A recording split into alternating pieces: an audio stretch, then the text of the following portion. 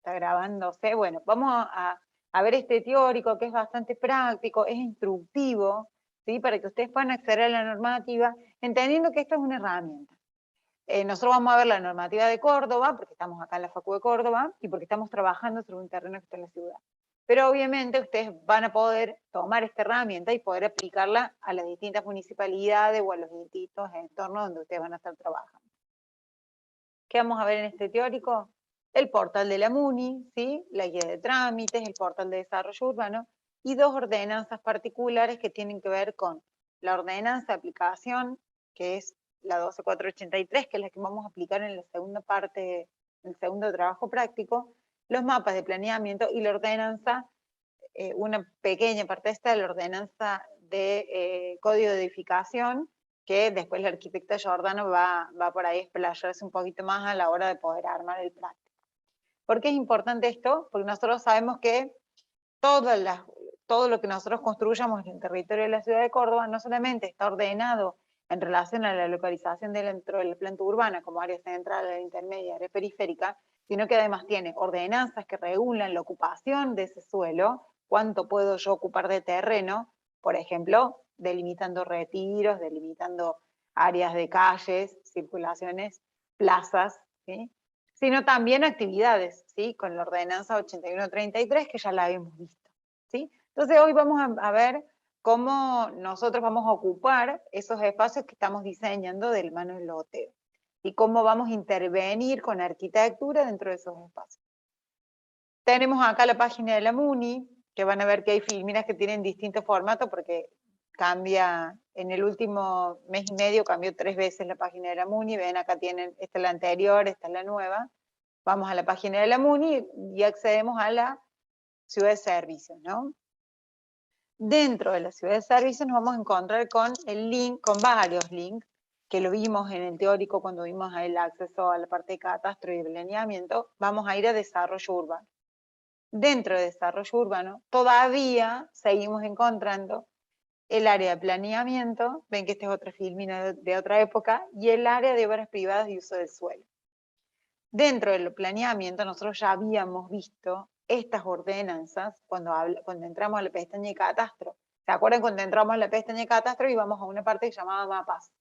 Bueno, en relación a los mapas, geolocalizamos la ciudad, nuestro terreno en la ciudad, y podemos hacer la intervención, saber si tenía plancheta catastral, cuánto era la dimensión del lote, cómo se podía ocupar y demás. Bueno, hoy vamos a ver esa ordenanza, qué es lo que regula y para qué se utiliza, ¿sí? La ordenanza de ocupación del suelo. Recuerden que teníamos 3 ordenanzas principales que manejaba el planeamiento, que tenía que ver con la ocupación del suelo, cuánto de nuestra arquitectura puede ocupar dentro de un terreno, la ordenanza de fraccionamiento, la 8060, que tiene modificatorios, por supuesto, que es la que estamos usando para el loteo, y la ordenanza de uso del suelo, que tiene que ver con la localización de actividades industriales, comerciales o asimilables dentro de la ciudad. El ejemplo más sonso que yo siempre hago es, no voy a poner una pinturería en pleno centro de la ciudad, entendiendo no solamente la carga, que significa de fuego, y el peligro de contaminación, toxicidad, etcétera, sino también el movimiento de camiones y de circulación en relación a esa actividad, ¿no? No voy a poner una fábrica de autos, ¿sí? Sobre la Colón, ¿se entiende? A ese nivel de tontería, pero es muy fácil como de poder identificar. Vamos a ver la ordenanza de ocupación. Cuando nosotros ingresamos, acá tenemos todas las ordenanzas de ocupación del suelo, con los anexos gráficos, ves que ahí se ve. Con los anexos gráficos tenemos la ocupación del suelo en el área central, que tiene una ordenanza que le es específica. La ordenanza 12483, que habíamos hecho el comentario la clase anterior o la anterior, cómo fueron evolucionando, que deviene de la 12480, de dónde deviene la 12483, y cuáles son las modificatorias que se fueron incorporando. Tenemos además el emprendimiento de usos mixtos, la ordenanza de cubiertas verdes, ordenanzas de corredores o de áreas especiales como el distrito de abasto, o algunas cuestiones que tienen que ver con, por ejemplo, los convenios urbanísticos, que es la última ordenanza que está acá, que entiendo que hay un grupo, por ejemplo, del profe Rincón que ha trabajado sobre un área que tenía convenio. Yo les había hecho el comentario que un convenio urbanístico que tenemos cerquita de la Facu es Batallón 141. Un área especial que firma un convenio urbanístico con el gobierno de la Intendencia de Mestre Hijo, y se genera todo un cambio en el uso del suelo para poder hacer edificios en un área que estaba pensada primero como un área de residencial de baja densidad. O sea, edificios pequeños. Son edificios ahora que superan los 36 metros, por ejemplo. Es interesante porque si ustedes se meten en el link pueden leer cada uno de los convenios de la mano de los decretos, por supuesto. Tenemos la ordenanza de fraccionamiento. Nosotros cuando nos metemos en la ordenanza de fraccionamiento vamos a encontrar acá, ¿no? La 8060, y miren qué interesante, ¿no? Todas las ordenanzas que devienen de la ordenanza principal, pero eso no se cambia. Por ejemplo, la ordenanza de agrupaciones industriales, que es un tema muy recurrente en tesis, los mal llamados parques industriales, ¿sí? También se regulan por lineamientos al estilo del 80-60, pero obviamente específicos en relación a la industria. Inclusive hay una ordenanza que modifica también la principal que tiene que ver con nuevos tipos de asentamiento, como por ejemplo son las cooperativas Horizonte, erradicación de villa, todo eso tiene planes de vivienda, tiene una ordenanza que le es específica, ¿sí? Y la ordenanza del uso del suelo, como habíamos dicho, que tiene que ver con la clasificación de las actividades económicas en relación a la localización de la ciudad, ¿sí? Por ejemplo, incorporando también la ordenanza de convenios en relación al cambio de uso del suelo. Por ejemplo, cambio de patrón en una zona que no se podía poner, por ejemplo, en supermercado, se cambia el patrón y se realiza un espacio destinado a un uso mixto o a un cambio de patrón. Por ejemplo, el Hiperlibertad de Ruta 9, antes no tenía ese patrón y se hizo un cambio de patrón. Y volvemos a nuestros conocidos mapas de planeamiento urbano, que es donde tenemos la consulta interactiva acerca de las ordenanzas, ¿sí? ¿Qué vamos a ver en estos mapas de planeamiento urbano? Que ya lo habíamos visto cuando trabajamos sobre la parte de catastro, la ordenanza que regulaba, y cuando nos vamos a obras privadas, en el mismo, ¿se acuerdan que teníamos infraestructura, planeamiento y obras privadas del suelo en el área de trámites? Cuando hacemos el clic, tenemos una serie. Esto es nuevísimo, está sacado, sí, como pueden ver, hasta el último momento, recién sacado del horno, el instructivo de obras privadas. Vamos a volver un segundo. Esto, lo de los mapas de planeamiento urbano, ya los habíamos visto en catastro, ¿sí? Es el acceso a la normativa que recién les decía de la mano del intranet. Y estamos en la parte de trámites, ¿no? Vamos a obras privadas y acá tenemos una seguilla de trámites con los que nosotros también vamos a trabajar en el operativo número 2. Por ejemplo, presentar plano de proyecto, solicitud de copia de plano, permisos de demolición, y yo me tomé el atrevimiento, ¿ven?, de marcar que no sale marcado en el teórico, pero que sí está desarrollado después, que es el informe técnico digital.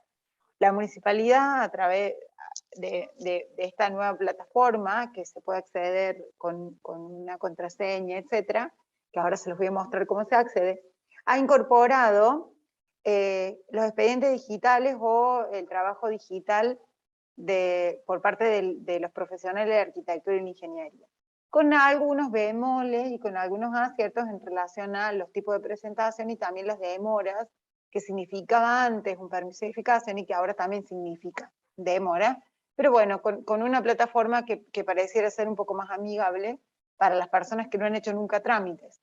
Los que hace mucho trabajamos en la gestión o en la profesión, entendemos que la dinámica también se va aprendiendo en el diario, como les va a pasar a ustedes cuando se meten dentro de una obra.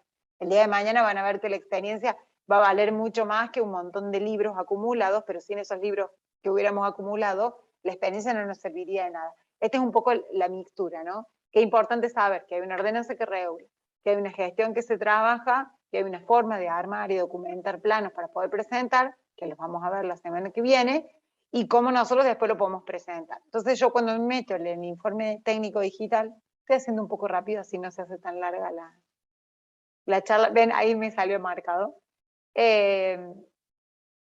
Total, es que ha grabado. Y un poco también el objetivo de mostrarles esto instructivo es que ustedes se metan, ¿no? En la página de la MUNI, empiecen a investigar. Yo no metí ninguna contraseña en ningún sitio, digo, de la misma manera que vimos cuando vimos el instructivo de catastro, que teníamos acceso, cualquier ciudadano, de esta manera también podemos incorporar algunas cuestiones que van a ser de la tarea de gestión y la presentación, entendiendo que ustedes van a hacer un informe técnico. O sea, ustedes van a conformar en el práctico número 2 todo el plano completo con la carátula municipal, con el tipo de gráfica que la municipalidad exige, con la cantidad de documentación adentro del plano, como planillas, etcétera, que la municipalidad exige para hacer una presentación, en este caso digital, ¿sí? Entonces, ¿qué tenemos acá? La información del trámite, cuáles son los requisitos, cuál es la documentación y qué es lo que tenemos que presentar. Obviamente con los pagos de las tasas, etc. De la misma manera que yo abrí el informe técnico, pueden abrir cualquiera otro de los trámites, ¿sí? Acá tenemos, ven, de nuevo la normativa, volvemos a la normativa, y encontramos el código de eficacia. El código de eficacia en un montón de ordenanzas que lo regula, pero la principal que regula obras privadas de uso del suelo es uso y ocupación de suelo, y definitivamente las condiciones de habitabilidad que tienen las construcciones en toda la ciudad de Córdoba.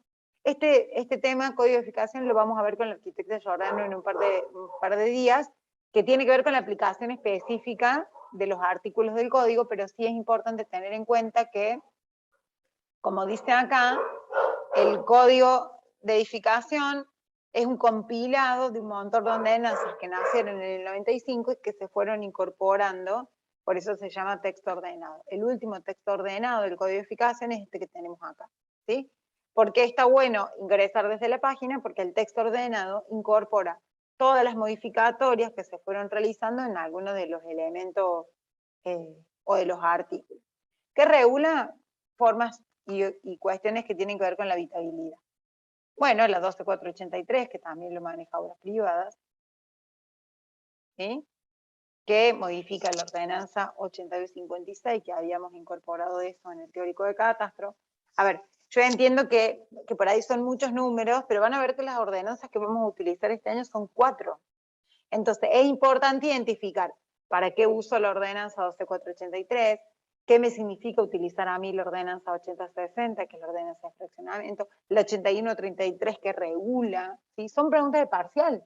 ¿Cómo no voy a yo incorporar estos números? Y son números fáciles porque a medida que lo vamos aplicando van a ver que después no se lo van a olvidar.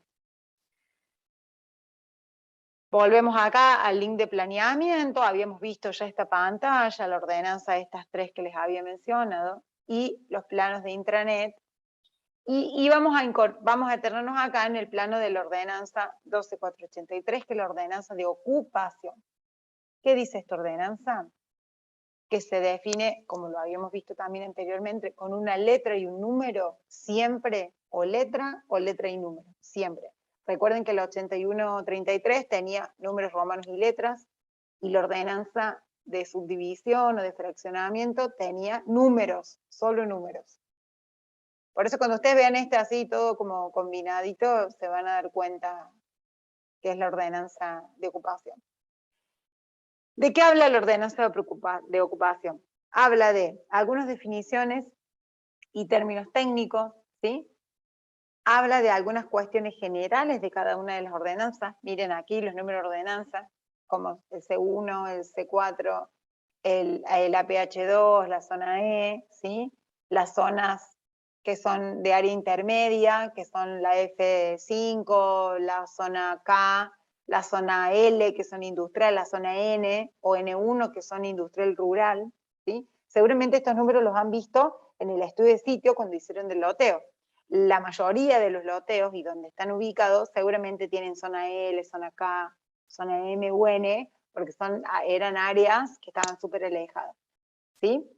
Y tienen además algunas disposiciones que les son particulares a cada una de las zonas. Entendiendo también que hay áreas que son especiales y son áreas que se definen de promoción urbana, que tienen que ver con algunas cuestiones de renovación dentro de la planta. No solamente lo vamos a ver en el cuerpo del texto de la ordenanza, sino que también lo vamos a ver desde el gráfico. Y obviamente algunas cuestiones que tienen que ver con las obras en contravención o algunas cuestiones que estén fuera de la ordenanza, cómo se multan, cómo se regulan, etc. ¿Sí? ¿Y qué vamos a encontrar en esta ordenanza dentro de las disposiciones generales o la definición de términos técnicos? Algunos términos que son muy importantes porque son los términos que nos van a dar pie para empezar a trabajar todos los prácticos que vienen. O sea, hasta el final estos términos se los van a tener que incorporar porque van a ver cómo rápido los vamos a poder aplicar y trabajar. Ojo, la ordenanza, el código de edificación también los define, ¿sí? Porque se trabajan y se aplican en todos estos casos. Hablamos de factor de ocupación del suelo, determinado como FOS, ¿sí? Que es la relación entre la superficie determinada por la proyección del edificio, horizontal, ¿sí? En el terreno. ¿En relación a qué? A un parámetro que es la superficie de la parcela. Ese valor de FOS es un valor que se expresa siempre en porcentajes, ¿sí? Y está en relación siempre a un valor dado con el parámetro que nosotros ocupamos que tiene que ver con el terreno. El factor de ocupación total también tiene que ver dentro del cálculo con el terreno, pero en este caso es la relación del total de la superficie edificable con respecto a la superficie de la parcela. Es decir, lo que yo hago en primer piso, en segundo, en planta baja, ¿sí? Hasta el último nivel, hasta el piso 14, ¿sí? Es toda la superficie construible en relación a una superficie dada que es el lote. Y se expresa siempre con un índice, es un número, ¿sí? Entero o fracción. 0,3, por ejemplo, en las áreas, por ejemplo, los countries, ¿sí? Tienen 0,3, 0,4. Las áreas en el área central, por ejemplo, es según el tamaño del perfil, ¿sí? Pero también tenemos 1,5 en zona G, zona H, ¿sí? Y también tenemos zonas que tienen un FOD de 2, ¿sí? Por ejemplo. Vamos a hablar también, utilizar mucho este término que tiene algunas acepciones en relación a la tipología, ¿no? La unidad funcional es un local o conjunto de locales susceptibles de ser utilizados para residencia, comercio, oficina, debiendo, a tal efecto, al menos tener un núcleo sanitario. Entonces, una unidad funcional es un galpón, es un departamento, por eso dice conjunto de locales, ¿sí? La unidad funcional es el departamento, aunque le integren la cocina, el baño, el comedor, el living, ¿sí? El patio, ¿sí? Y ahí, bueno, tiene algunas cuestiones también que incorpora, como que hay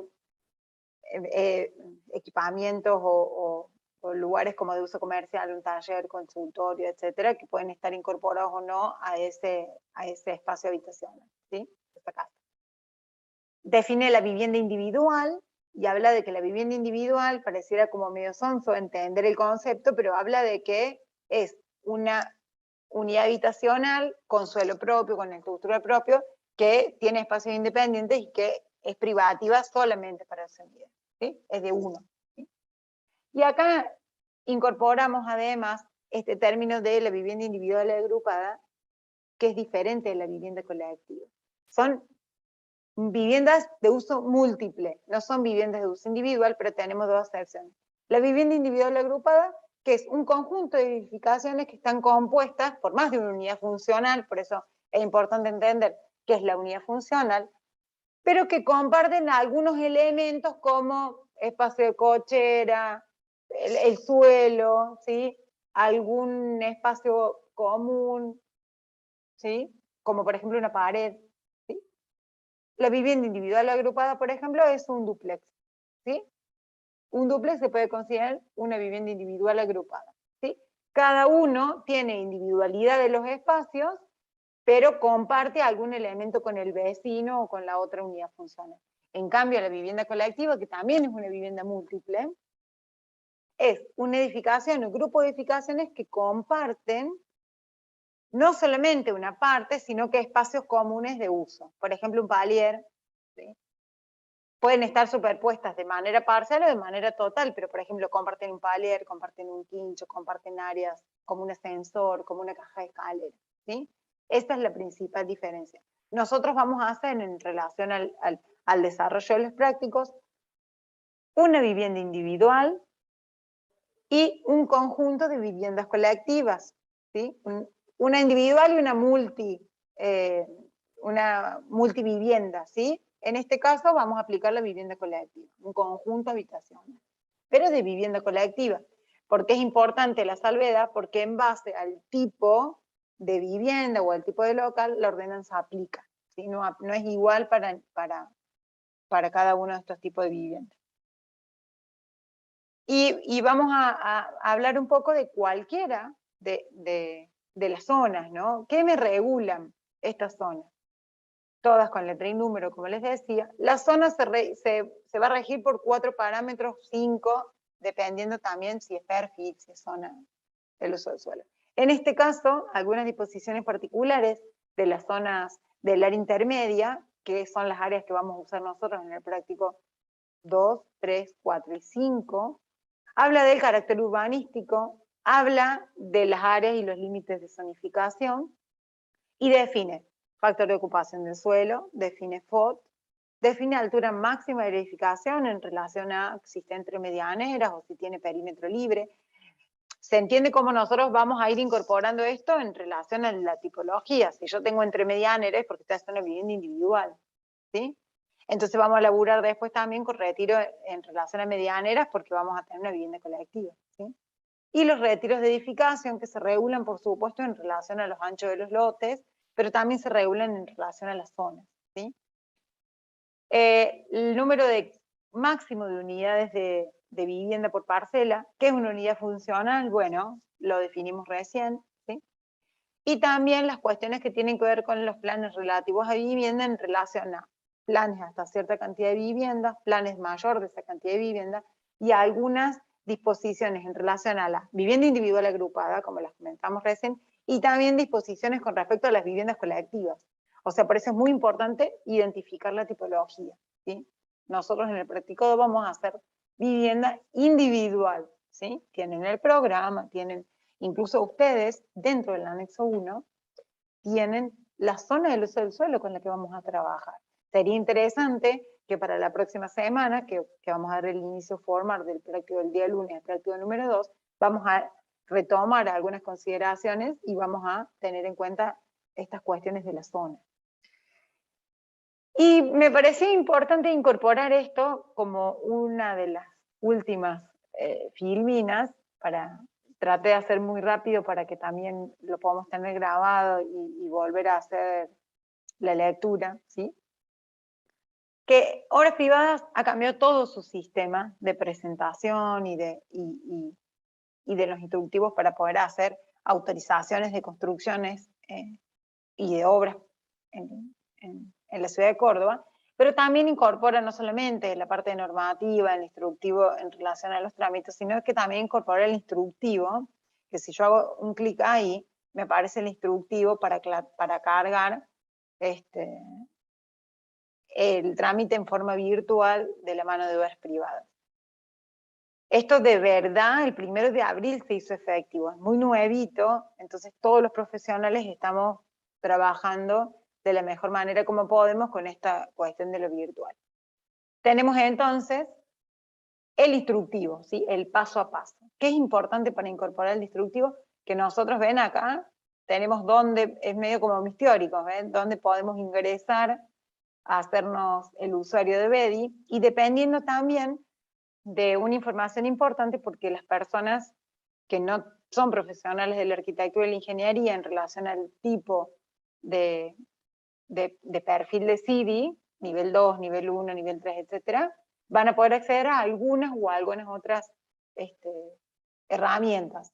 Por ejemplo, acá está el BEDI, ven, esta flecha exagerada es de verdad, porque es tan pequeño el icono en relación a lo demás de la página, pero ahí está la flecha para que no quede ninguna duda.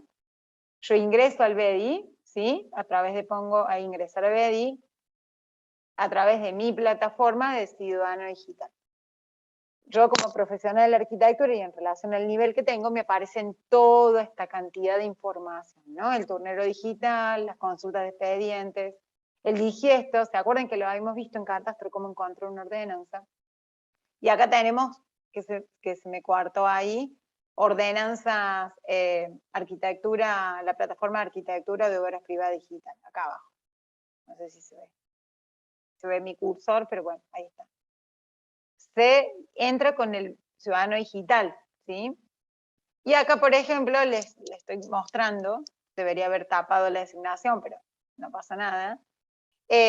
Dos trámites que tengo yo en curso de informes técnicos, ¿sí? En este caso tengo uno que se finalizó hace unos días y tengo uno que todavía está en proceso. Así vemos nosotros nuestros expedientes en relación a, por ejemplo, mis trámites. Entendiendo que cuando yo abro alguno de estos trámites, tengo no solamente cargada la documentación con respecto a lo que es específico de la arquitectura, sino también cuestiones como impuestos municipales, pago de tasas, escritura, plancheta catastral. Uno por ahí dice, che, ¿por qué me piden la plancheta si ellos son los dueños de esa información? Sin embargo, uno tiene que cargar toda esta documentación. Y te hacen cargar, como cualquier otra plataforma, los datos del inmueble, el comitente, el propietario, el profesional, digo comitente profesional y todos los documentos. Esto es todo por hoy. Creo que voy a dejar de compartir pantalla un segundito.